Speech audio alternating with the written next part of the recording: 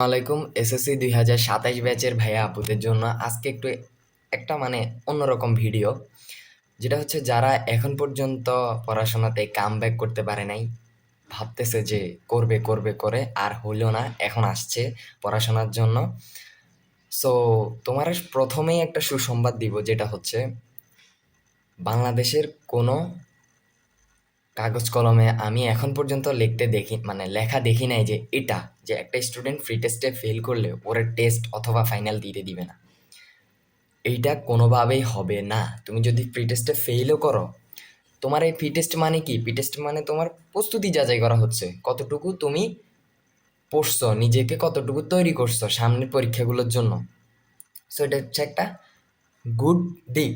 এবং ব্যাড দিকটা বলতে গেলে, ব্যাড দিকটা হচ্ছে এমন যে তুমি যদি প্রি টেস্টে খারাপ করো, তোমার একটা মোটিভেশন লেভেলটা কমে যাবে, তোমার কনফিডেন্স লেভেলটা কমে যাবে, তোমার নিজের থেকে মনে হবে আমি তো এখানে ইয়ে করে ফেলছি, সামনে কি করব।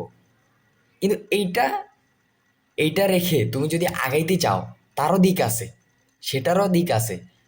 তুমি প্রি টেস্টটা যদি খারাপ করো, তুমি চিন্তা করতে হবে আমার টেস্টে আমি ফাটাই দিব, প্রি টেস্টে কি পরীক্ষা দিছে এর থেকে 10 গুণ ভালো পরীক্ষা দিব। মানুষ চেষ্টা করলে কি না পারে। এখন আসো লাস্ট মুহূর্তে তোমার করণীয় কি? এখন তো পরীক্ষা চলে আসছে আর অল্প কয়েকদিন, তারপরে তো পরীক্ষা, প্রায় আর 5-6 দিন পরে তোমার পরীক্ষা। তো এখন কি করবা? এক্সামের যে গ্যাপগুলো আছে, খুব অল্প গ্যাপ দিবে।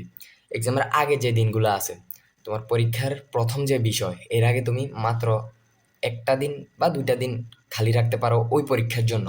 এর আগে এখন যেগুলা পড়ো নাই এগুলা পড়ো। এখন তোমার হচ্ছে ভাই আমি পড়ি পারি না, আবার আমি পড়িও না। হ্যাঁ, আমি পড়ার জন্য কামব্যাকই করতে পারি নাই, আমার কামব্যাক করতে করতে পরীক্ষা চলে আসছে। সো এখন তোমারা বলবো যে তুমি এখন খুব সম্ভবত সাজেশন পড়তে পারো এবং শর্টে তোমার পড়াশোনাটারে গুছাই নিতে পারো। 80-20 একটা রুল আছে, তুমি প্রত্যেকটা সাবজেক্ট নিয়ে বসবা, ওই সাবজেক্ট নিয়ে বসে ওই অধ্যায়টাতে 80-20 বলতে 20% জিনিস সবচেয়ে বেশি ইম্পর্টেন্ট, ওইগুলা বাইর করবা। বাইর করার পরে ওগুলা খাতায় নোট করবা। নোট করার পরও ওইগুলা পুঙ্খানুপুঙ্খভাবে একটা একটা করে শেষ করবা, যতক্ষণ পর্যন্ত তোমার ওইগুলা 100% শেষ না হচ্ছে।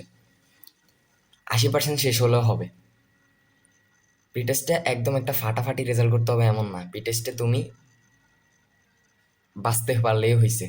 প্রি টেস্টে তুমি জাস্ট বেসটা তৈরি করা, তোমার একটা কনফিডেন্স এবং নিজেকে পরীক্ষা করা, যেটা তোমরা প্রায় সময় নিজেই করো, পরীক্ষা দাও, করো না? ওইটাই জাস্ট স্কুলে যেয়ে দিবা, এইটাই। সো এখানে চিন্তার কিছু নাই। নিজে একটু ইয়ে করে পড়ো যে এটা ইম্পর্টেন্ট, এটা ইম্পর্টেন্ট, এটা ইম্পর্টেন্ট, এটা পড়বো, এটা। এখন সবচেয়ে বড় কথা হচ্ছে বাদ দিবা, কোনটা পড়তে হবে না ওইটা বাদ দিবা। হ্যাঁ, সাজেশনের মতো করে প্যারাগ্রাফগুলা ইয়া করে ছোট ছোট ইয়া করে পয়েন্ট করে করে পড়বা। এই পয়েন্টে ইয়া করে আমি ফ্রি হ্যান্ড রাইটিং দিয়ে এখানে 3টা লাইন লিখবো, এই পয়েন্ট অনুযায়ী আমি এখানে 4টা লাইন লিখবো, এভাবে দেখবে একটা প্যারাগ্রাফ শেষ হয়ে যাবে।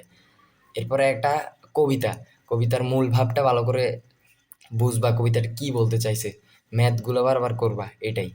সো এইভাবে যদি পড়তে পারো, তুমি একটা বেস্ট রেজাল্ট করতে পারবা।